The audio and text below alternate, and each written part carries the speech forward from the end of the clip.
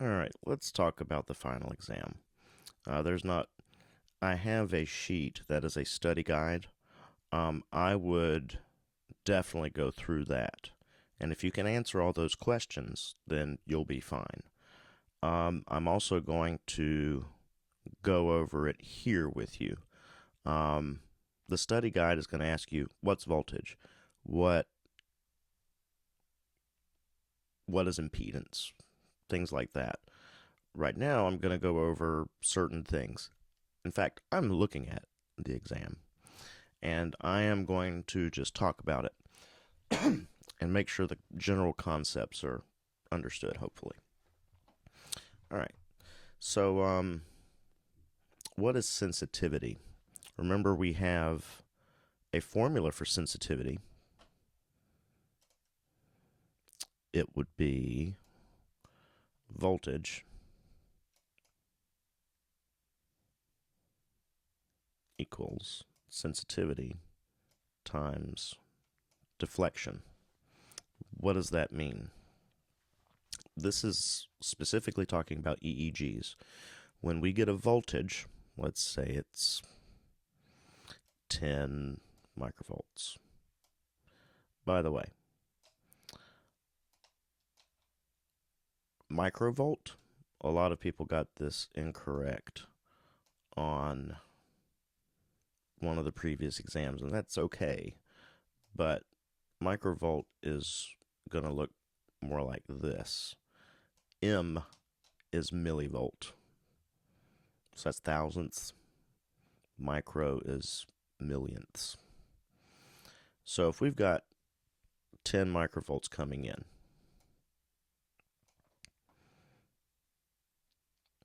and let's say we have set our sensitivity to 1 microvolt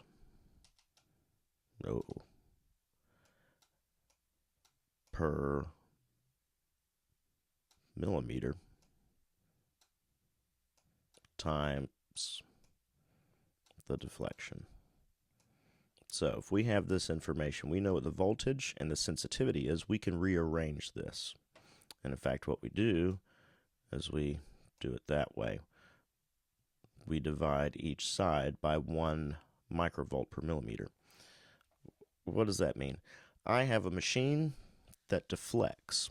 Whenever I give it 1 microvolt of juice, it goes 1 millimeter. Let's pretend 1, 2, 3, 4, 5, 6, 7, 8, 9, 10. We're pretending this is a graph and we're going up in millimeters. Millimeters. And this is time. So we've got the voltage. We're getting a 10 coming in. And we're going 1 millimeter per microvolt. So we have 10 of them. That is the deflection. In fact, okay. So if this is 10 microvolts and it's not a negative 10, the deflection will be negative because EEG is negative, right? So that's what this is. That's what we're trying to figure out. We have an incoming voltage from the brain, 10 microvolts. It's going to our machine. We have set our machine, the sensitivity. How sensitive are you?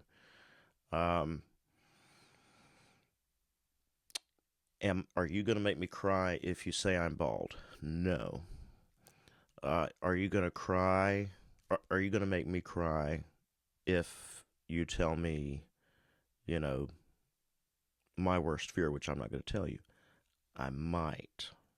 So you'd have to go a little further to hurt my feelings. The sensitivity is your feelings. The more voltage you have, the sensitivity will increase or decrease how far the pin deflects. In this case, and you don't have to worry about that when you're on the job. This stuff is preset, and you don't have to worry about it. You can increase really we're calling it's a zoom function. You're zooming in on the wave. They call that sensitivity in the program, and it kind of is, but that's what this formula is doing. So the deflection here, you keep that, and it's what's 10 divided by 1, 10. 10 millimeters. Positive deflection, but that is a downward deflection because EEG is opposite. So a change in sensitivity. Let's keep this same voltage. What if I have 10 microvolts coming in,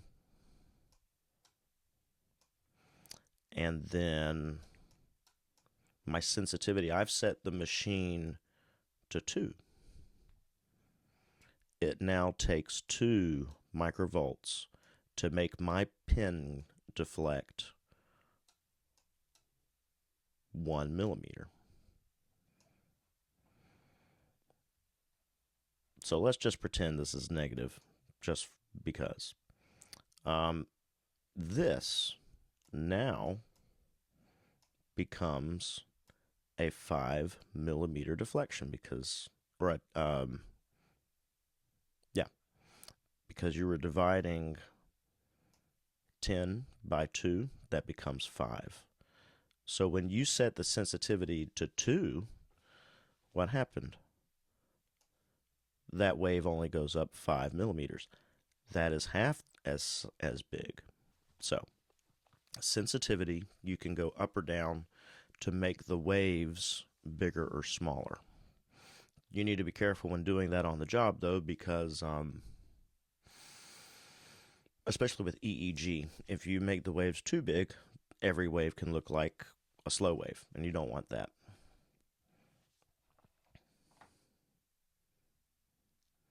So a change in sensitivity. If you increase the sensitivity, meaning it takes more voltage, a bigger voltage, to make a bigger deflection, that is increasing the sensitivity. Your deflections are going to get smaller. If you decrease the sensitivity, the deflections will be bigger.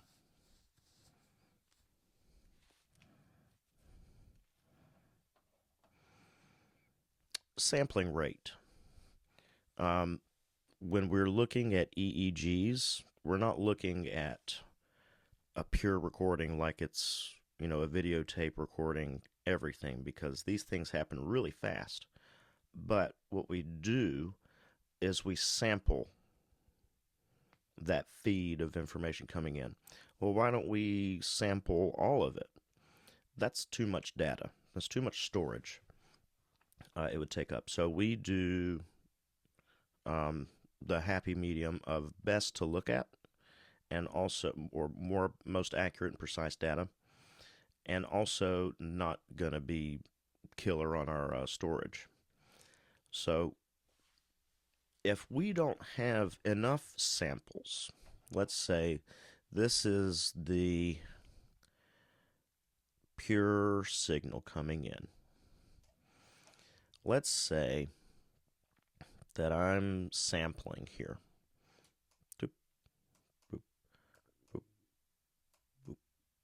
boop, boop, boop, boop, boop. If I put those in dots and then I plot them out, well, these were the samples I collected. And it ends up looking like this, which kind of looks like that, but not really. If I took more samples and connected those, then we are getting much more of a wave pattern that's more accurate. So what do we call it when we don't have enough samples to make a nice wave? This is when the computer's kind of, this doesn't really go here and then here. There's a wave in here, but we didn't sample enough to get it. This artifact, or it's a distortion, is called aliasing. This is when the computer is connecting the dots that it's picking up, but there's not enough information to make it very precise and accurate. So we get something that looks kind of like that. And that's called aliasing. Is aliasing artifact? No. Why? Aliasing is coming from the machine itself. We are not recording enough data. We're not sampling enough. That's something that needs to be turned up. So the signal itself looks strange, but it's because we're not recording with proper parameters. So artifact is going to be more electrode popping. Why would electrodes pop? Usually that means there's air between the electrode paste and the skin.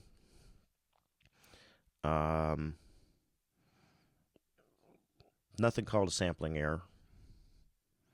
If you see things that you don't think you've ever heard of, like sampling error, treat it like it's not a thing, because that's a great way to get you to make a mistake, right?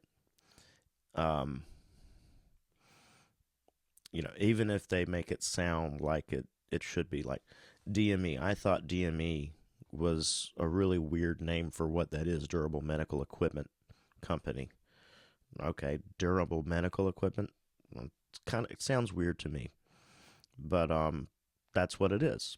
But if you didn't know that that's what it was, that sounds kind of weird. I might not pick it.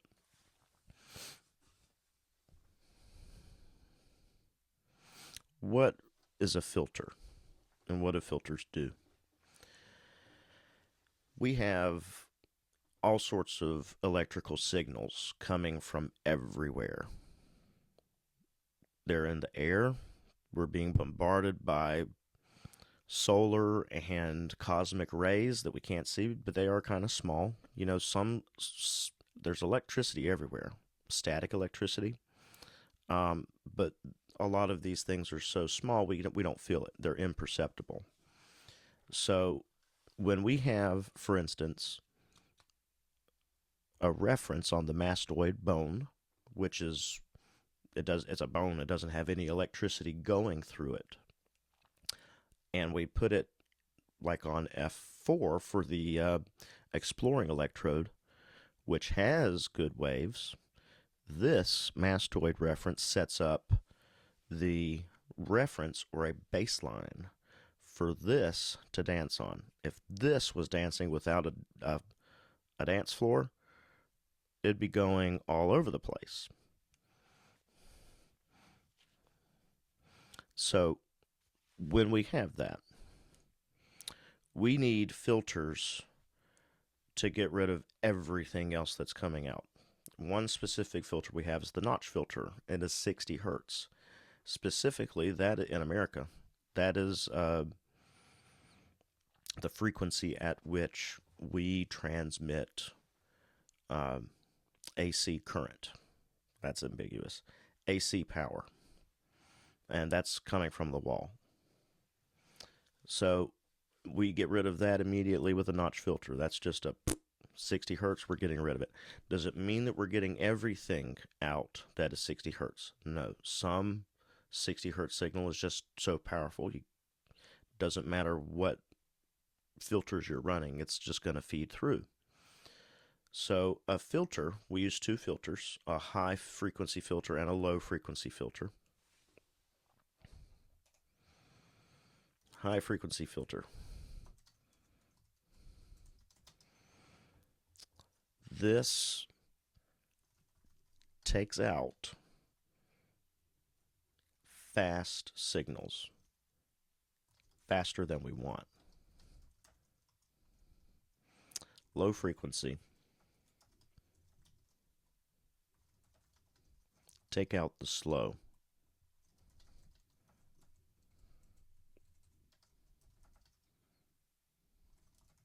Why do we want to do that?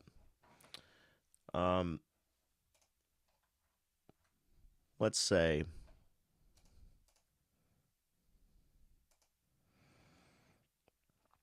Um,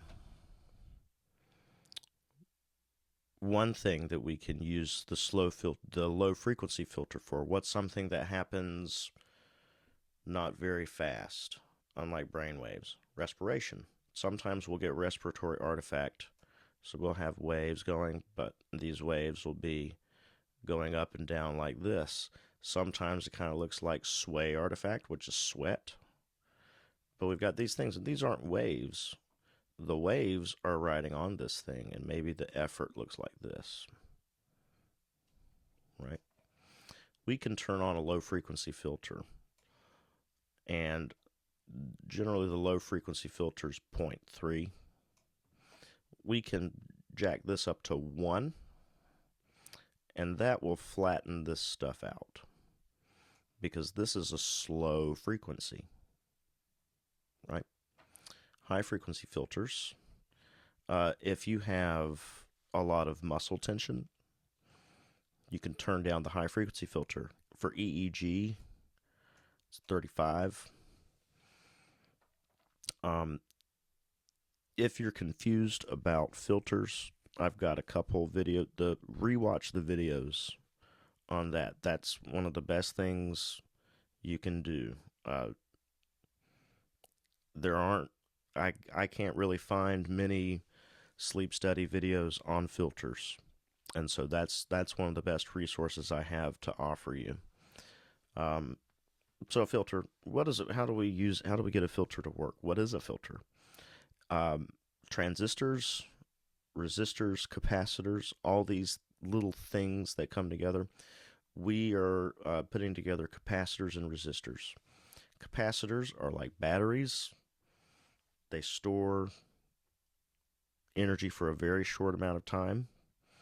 And resistors delay power going into a circuit. Doing this, we can have high and low frequency filters.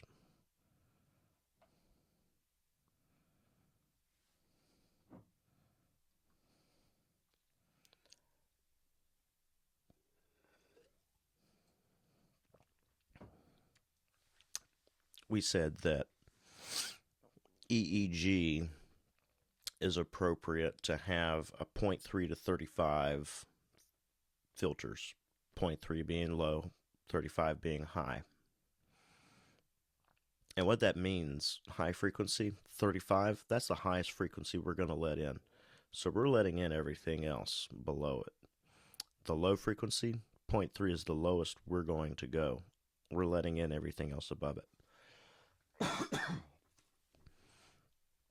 We have different frequency settings or filter settings for EEG, EMG, and EOG. Make sure you know those.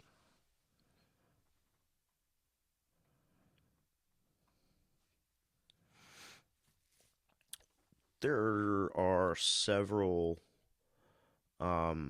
words and concepts in sleep that we have several terms for, like slow wave sleep. What could we also call that? Delta sleep, delta waves, slow wave sleep, N3, right? Same thing with amplitude. What is amplitude also? It's voltage. How much voltage are we getting? Amplitude is the height. Voltage is the height. That's the same thing. Frequency is how many times something happens. We measure those in hertz. Hertz are cycles per second. How many times can I clap in a second? 7. The frequency was 7 hertz.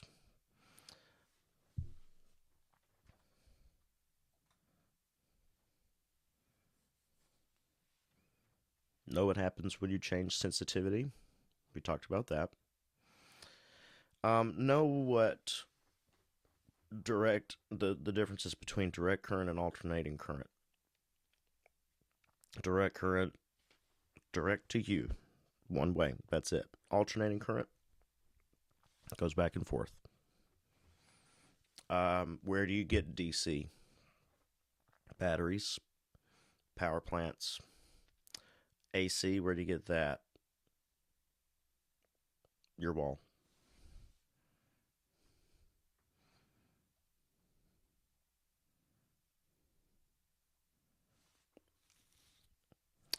What is a differential amplifier?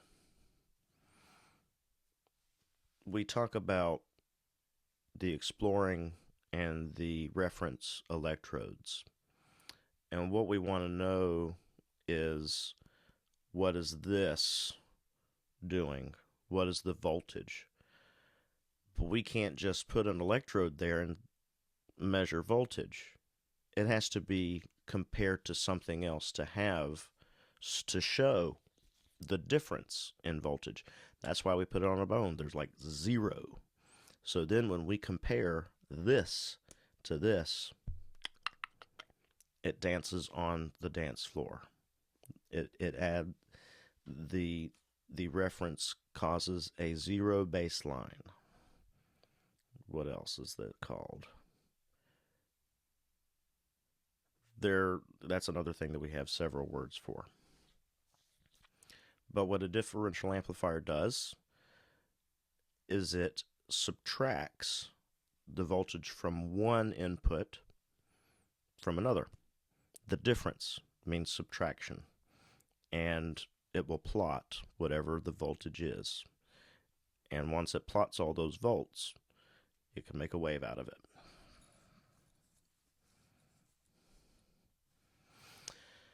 Remember that filters, what did I say about the 60 hertz?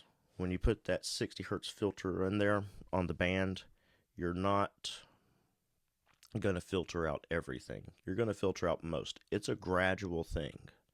Again, in that filter video, you're going to get that nice sheet that shows you we're going to get most of it, but then after a little while, we won't be able to get all of it.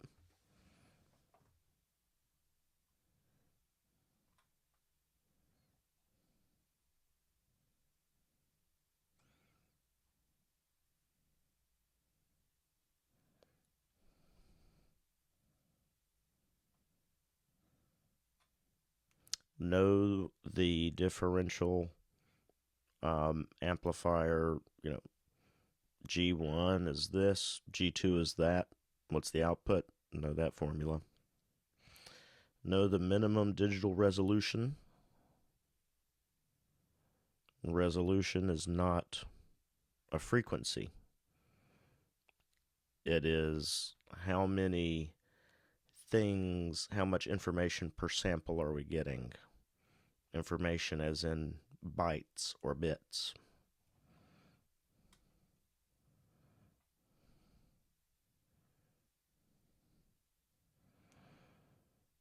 Know that we remember what we said about voltage. It's the same thing as amplitude. How do we measure amplitude? How do we measure voltage? Our brain voltage. It's small, microvolts. Frequency, again, hertz. Cycles per second.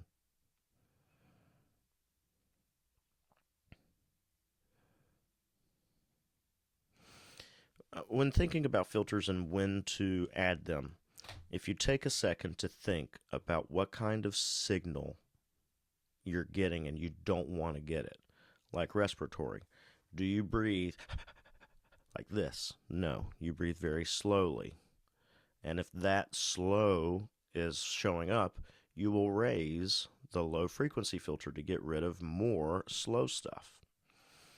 If you have muscle tension, which is really fast moving stuff, move the high frequency filter down. What does sweat artifact do? Kind of makes the wave look like this. Waves on waves. Is that a fast thing or a slow thing? That was slow.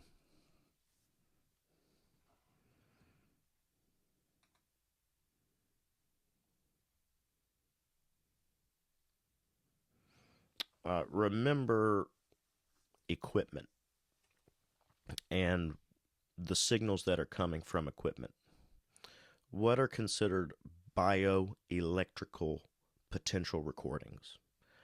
That means bioelectrical, bio, my body, electrical, my body's electricity There are potentials that it is giving off. Where do we see that? The brain, EEG, eyes, EOG, muscles, EMG. Uh, those are all. That's those. We can use gold cups for all of those. We can use the sticky pad things for them. Snap leads. Uh, that is measuring electricity coming off of our bodies. Effort.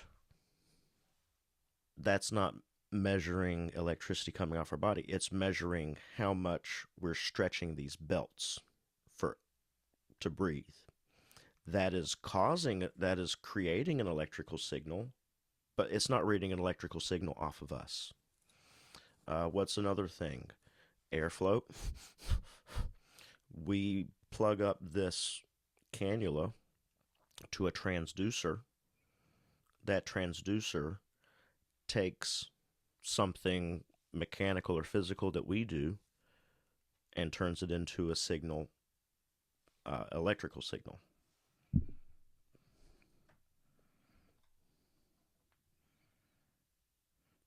For the formulas, you can rearrange and manipulate formulas to do what you need to.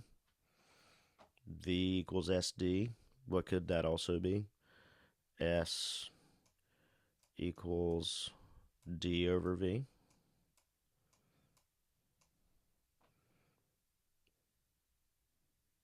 Right? No Ohm's law. No Ohm's law just for this course. Ohm's law will not be on your exam. However, pin deflection most likely will be. Maybe 2 or 3 questions.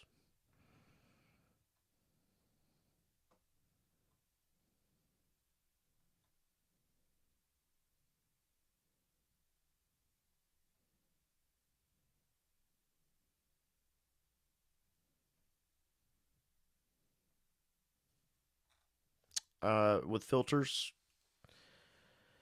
what do we call that number that we put in the high frequency filter space? We call that the cutoff frequency. And that's, even though it's called the cutoff, it's not going to give you 100% attenuation of that signal.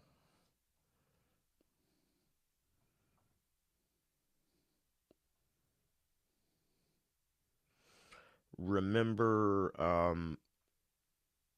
the fall time constant, 3763. Look over that. I remember having like 1 or 2 questions on the board exam about that. One other thing about this course and everything in it. Next year, when you're seniors, if it happens the same way this year happened, I will be doing Thursday classes. This year I've been doing, and it happens in 2 sections. The first part of the semester, we have just regular, really the whole thing is a cram session, and we're going to go over everything and talk about it again and explain it more. So if you don't really get everything right now, that's okay. We want to see where you're at, though. Eventually, we'll hammer everything down. And if you feel pretty good about it, feel even better about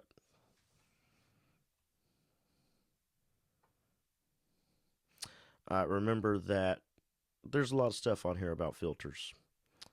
Remember the frequency response curve? That is how much of the frequency is going to be eliminated with the filter.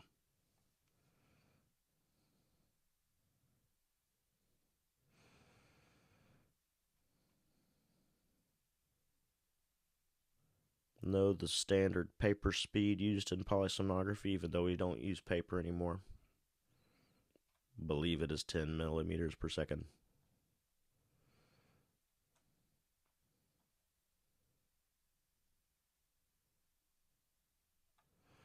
If if you did not see the basics of electricity thing where I put up there and it's just like an intro, go back and watch that because you might need to learn certain things.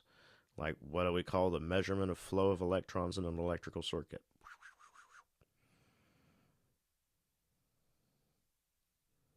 Measurement of flow. Flow like a river. The river has a current. Remember D-tab. Delta, theta, alpha, beta. Those are waves in order of increasing frequency from slow to fast. In fact, when I took the board exam, they will give you a whiteboard that you can write stuff on. They'll also give you a calculator. The first thing I did when I got that was I wrote down D-tab and I put down those frequencies or the hertz so that I didn't have to think about it if I have to do a question about them. Same thing with the head. Go on and on your whiteboard write down the head and everything because you're going to get measurement questions and things about the head. If you already have it there, you get a question, that's 10, 20, 30, okay, and you're done. Then you don't have to draw the head then, feel like you're taking forever to do one question when you can have certain things written down already.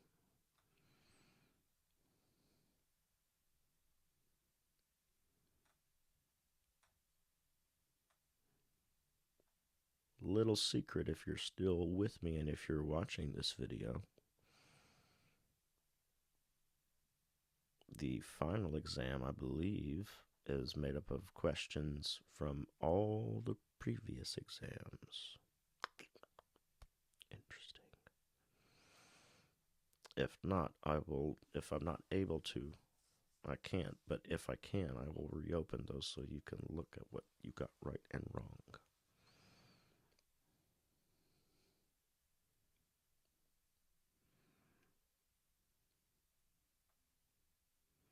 Know your scope of practice. Are you supposed to share things that you see with the patient?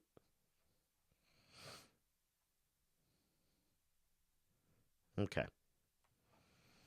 So, if you watch this and you get a pretty decent understanding of the things I'm talking about, that's good. If you don't, if you hear something I've said, like frequency response curve, look it up. If you don't remember what D-tab is, go back and watch that video because it's very important. Really, it's just all four waves that we look at, and it's in order. That's how I like to look at it. All right. If you have questions about any of this information, after you do your own research and complete the study guide, email me, text me. I am here for you. Let me know if you find this video helpful, what you would like to see something else different. I know I'm not much to look at, but there it is. All right. Good luck.